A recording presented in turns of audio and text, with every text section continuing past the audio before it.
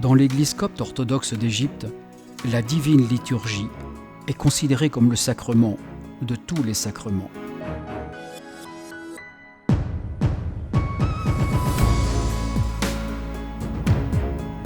Ces chrétiens d'Orient célèbrent l'Eucharistie depuis 2 millénaires, selon un rituel quasi inchangé.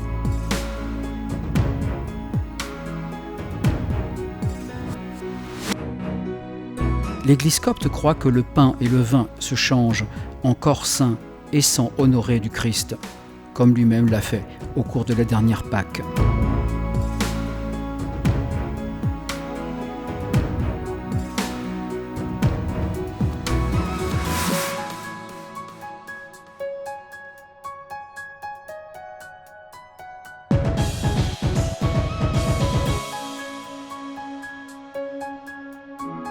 Pour célébrer la divine liturgie, le clergé dispose d'outils, certains liés à la cosmologie, d'autres aux fondamentaux de l'Église. Ces outils sont faits d'immobilier, de mobilier, d'objets, de textes et de tous les symboles qui s'y rattachent.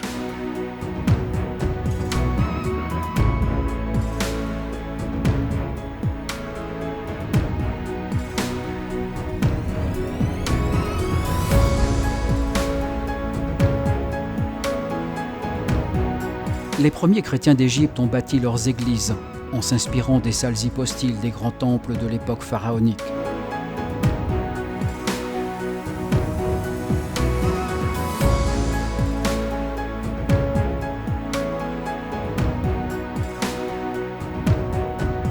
L'usage de certains objets rituels trouve son inspiration dans le fond des pratiques des anciens Égyptiens.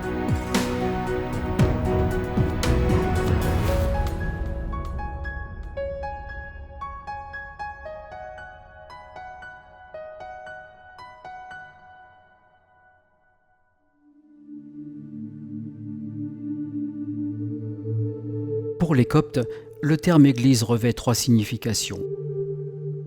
Il est à la fois le lieu de réunion des fidèles, la communauté des croyants et le clergé.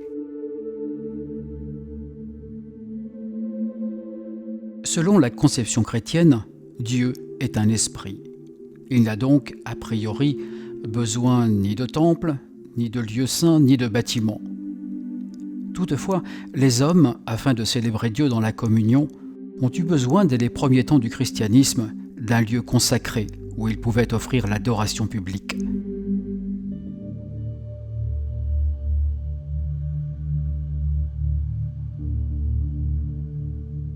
La plus ancienne place connue date du 1er siècle de notre ère. Elle se situe dans le temple de Philae, au sud de l'Égypte.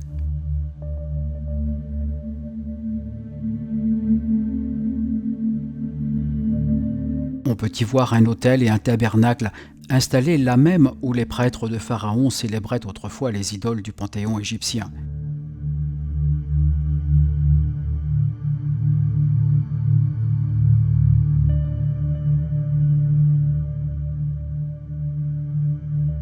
Mais il faudra attendre la conversion au christianisme de l'empereur Constantin au début du IVe siècle pour que les Coptes puissent enfin pratiquer leur foi librement et construire les premières églises.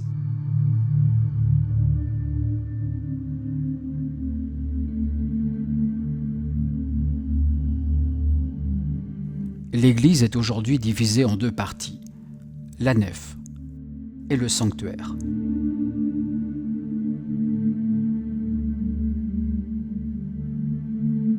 Durant les offices, la nef est occupée à la fois par les catéchumènes et les chrétiens baptisés, tandis que le sanctuaire est réservé au clergé.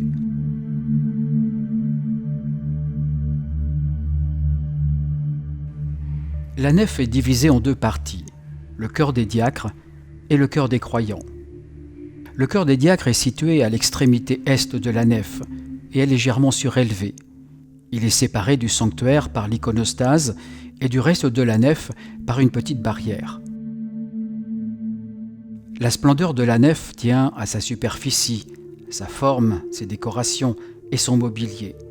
On y trouve notamment les icônes sacrées, l'iconostase, les supports des icônes, des reliquaires, parfois une chaire, des lutrins, des lustres chandeliers et les bancs. Certaines églises d'Égypte comportent une crypte sur laquelle elles ont été bâties. On les trouve en divers lieux du pays. Elles auraient abrité la Sainte Famille fuyant le massacre dit des Innocents, ordonné par le roi Hérode. Cet épisode, relaté dans l'évangile de saint Matthieu, est devenu à lui seul un véritable mythe auquel sont attachés les Coptes. L'iconostase est cette cloison séparant le sanctuaire de la nef. Elle s'appelle ainsi parce qu'elle est décorée d'icônes. Elle est percée de 3 portes, par lesquelles le sanctuaire communique avec la nef. La porte centrale, réservée aux ecclésiastiques, est appelée porte royale.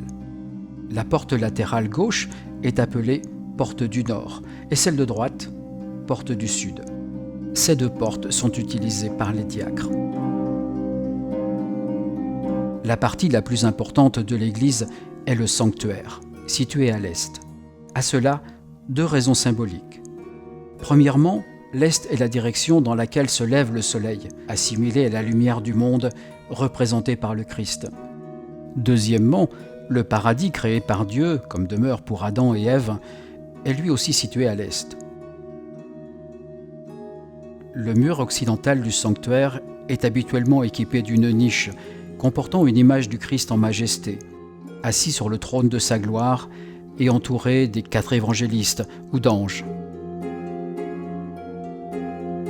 Le sanctuaire est réservé à l'accomplissement de la divine liturgie. Le mobilier le plus important du sanctuaire est l'autel. Il se trouve au centre de cet espace et c'est là qu'est célébrée la Sainte Eucharistie. Les premiers chrétiens avaient coutume de le couvrir de nappes précieuses, un usage préservé jusqu'à nos jours.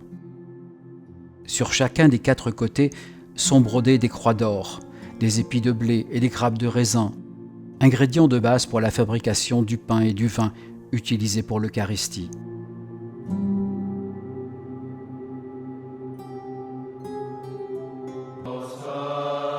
Un ensemble de linge de soie est utilisé durant la liturgie pour couvrir la patène, le calice et le drap.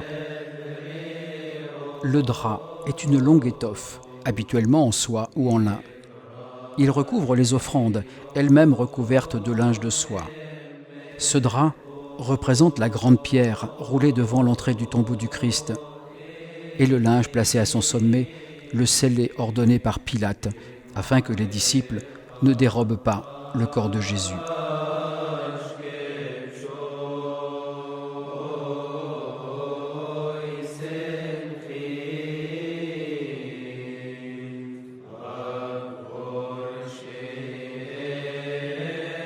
Le clergé utilise divers accessoires sacrés durant les services religieux.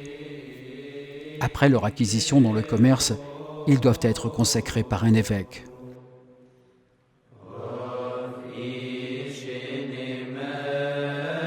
Au milieu de l'autel se trouve une boîte cubique appelée arche ou trône.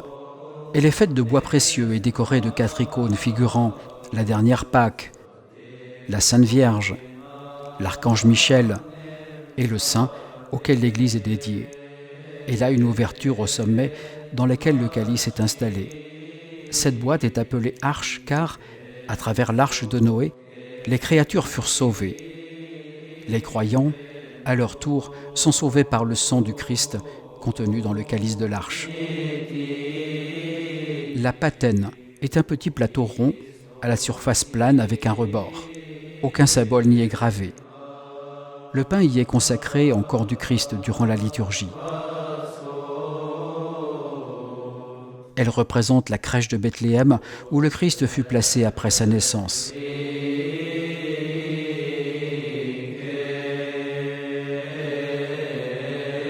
La patène et son haut rebord ont pour but pratique d'empêcher toute fraction du corps saint de tomber à terre.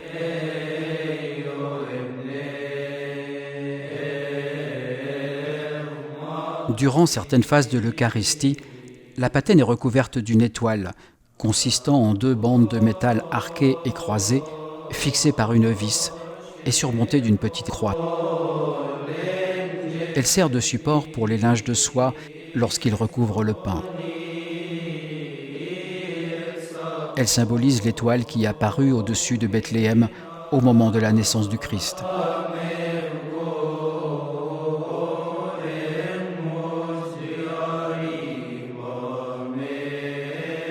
Le calice est la coupe de la communion dans laquelle est versé le vin mélangé à de l'eau en préalable à la cérémonie eucharistique.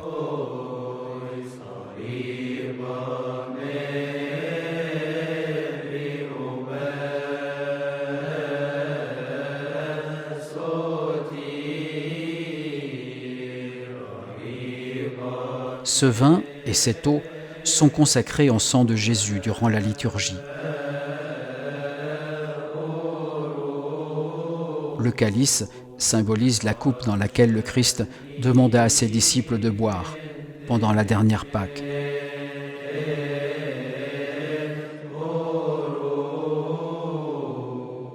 Contrairement à l'Église d'Occident, les Coptes ne communient pas seulement au corps du Christ, mais aussi au sang honoré. Pour cela, un ou plusieurs officiants distribuent le précieux liquide avec une cuillère de communion en métal.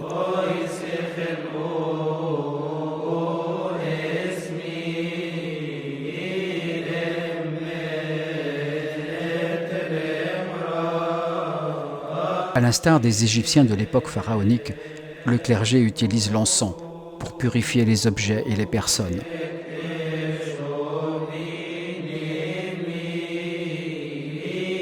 L'encensoir est un récipient ajouré en métal, muni de 3 chaînes.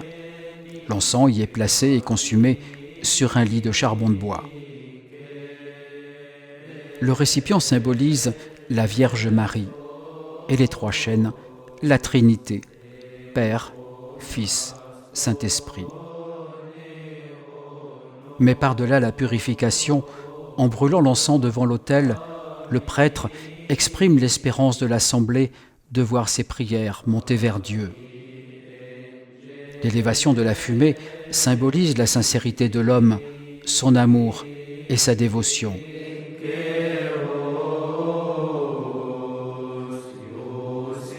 Au cours de la liturgie, 2 croix sont utilisées. Une première est tenue par l'officiant pour indiquer qu'il est le représentant du Christ sur terre. Une seconde est placée sur l'autel comme preuve de salut et de victoire sur le mal par le sang du Christ.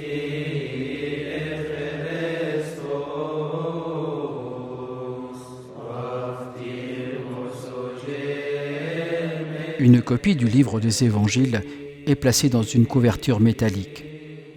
Elle est présentée face au sanctuaire avant la consécration des offrandes, puis déposée sur l'autel.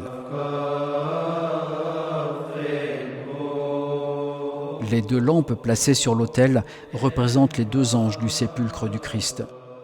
Elles sont allumées comme indication de l'illumination du ciel par le Christ et pendant la lecture de l'Évangile, car la parole de Dieu est la lumière du monde.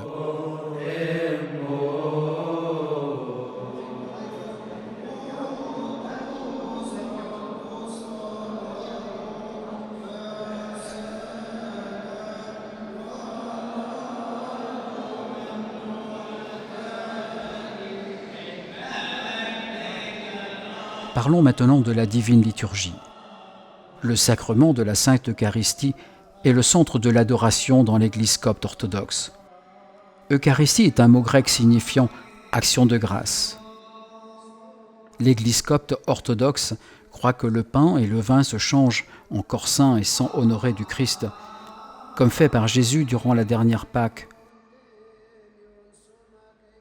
Cette transformation est appelée la transsubstantiation. Ainsi, ce que reçoivent les fidèles durant la Sainte Communion n'est autre que le corps et le sang du Christ. Chaque fois que Jésus invite les fidèles à la dernière Pâque, il leur offre une chance de le rencontrer, d'écouter ses enseignements ou encore d'être inspiré par son amour.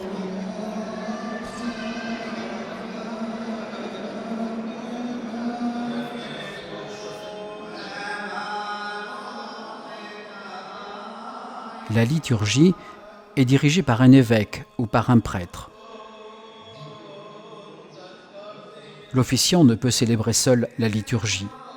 Cela signifie que l'assemblée participe activement. Il est attendu d'elle qu'elle réponde à l'officiant.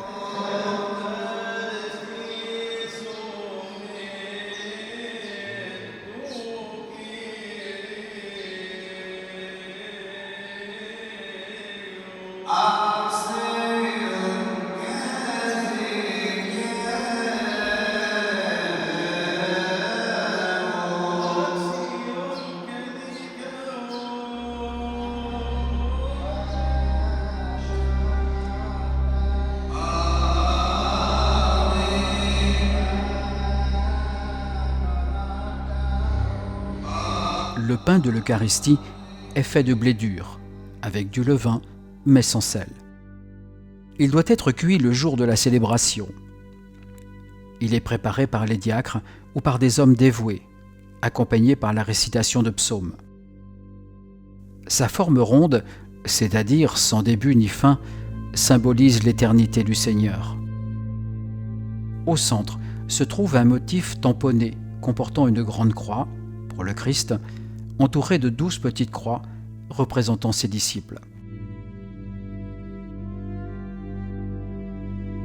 Autour de ces 13 croix, le trisagion, un hymne signifiant Dieu saint, Dieu puissant, Dieu vivant et immortel.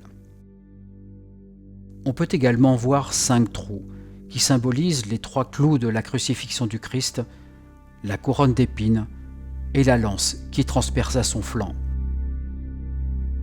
Les 3 trous doivent toujours se trouver à la main droite du célébrant.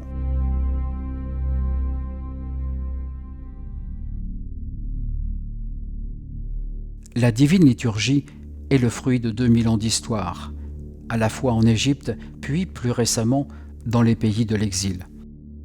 On peut alors se demander quelle langue est utilisée par le clergé pour la célébration eucharistique et le chant des psaumes.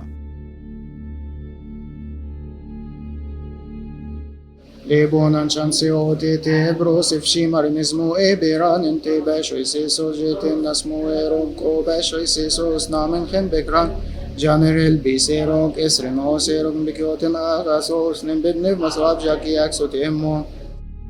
liturgies furent originellement écrites en grec avant d'être traduites en copte, une langue dérivée de celle des anciens Égyptiens. Quand les Arabes envahissent l'Égypte au 7e siècle, les gouverneurs arabo-musulmans ordonnent aux chrétiens de cesser d'utiliser la langue copte et de la remplacer par l'arabe.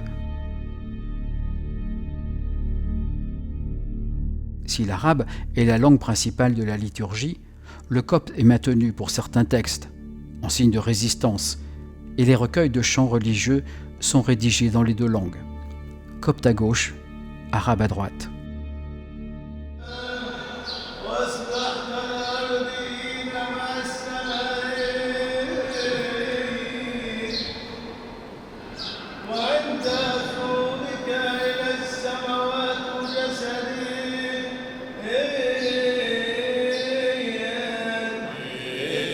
Again, let us give thanks to God the Pantocrator, the Father of our Lord God and Savior Jesus Christ.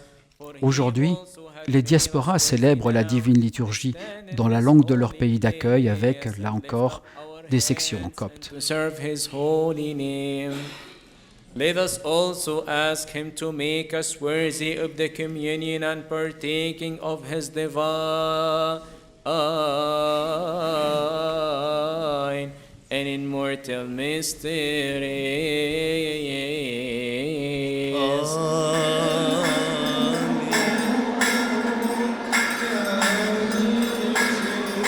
La divine liturgie est célébrée à grand renfort d'hymnes et de louanges, accompagnée de cymbales et accessoirement du triangle. Mais en a-t-il toujours été ainsi ? Les cymbales existaient en Égypte à l'époque gréco-romaine, et elles sont mentionnées à la fois dans l'Ancien et le Nouveau Testament, mais nous ignorons depuis combien de temps les Coptes les utilisent. Sur cette sculpture des 4e, 5e siècles, on peut voir un joueur de cymbales dans une scène de vendange, attestant de leur existence ancienne.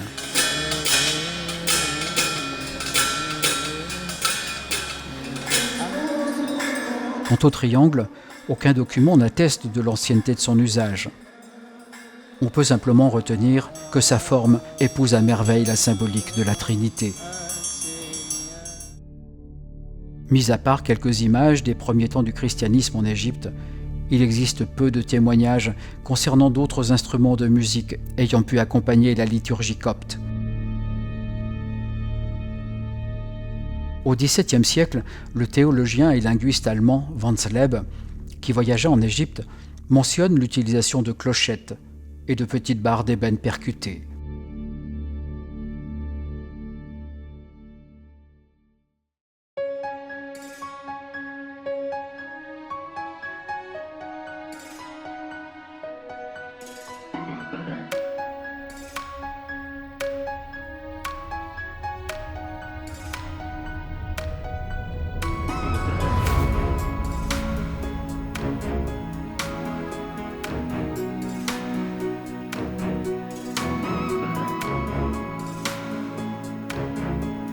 Ainsi, les Coptes orthodoxes célèbrent leur liturgie selon des principes et une symbolique immuable, malgré 2000 ans de persécution et d'humiliation.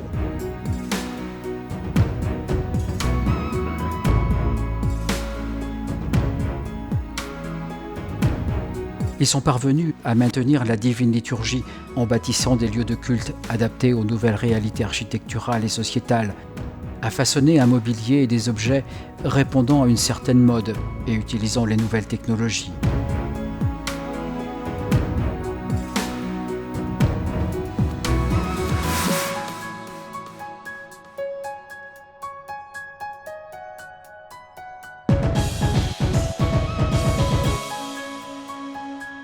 Ils ont également su, au fil des siècles, adapter la langue de la liturgie selon les contraintes imposées par les différents pouvoirs, ou tout simplement pour être compris par le plus grand nombre dans le cas des diasporas.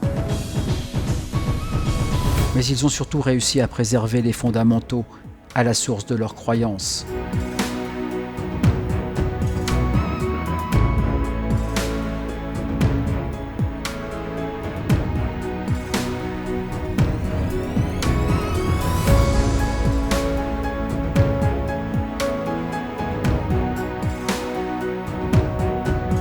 Saluons ici la mémoire de ceux qui, comme le Christ, sont morts au nom de leur foi, afin que se perpétue le mystère de la transsubstantiation et la communion des croyants.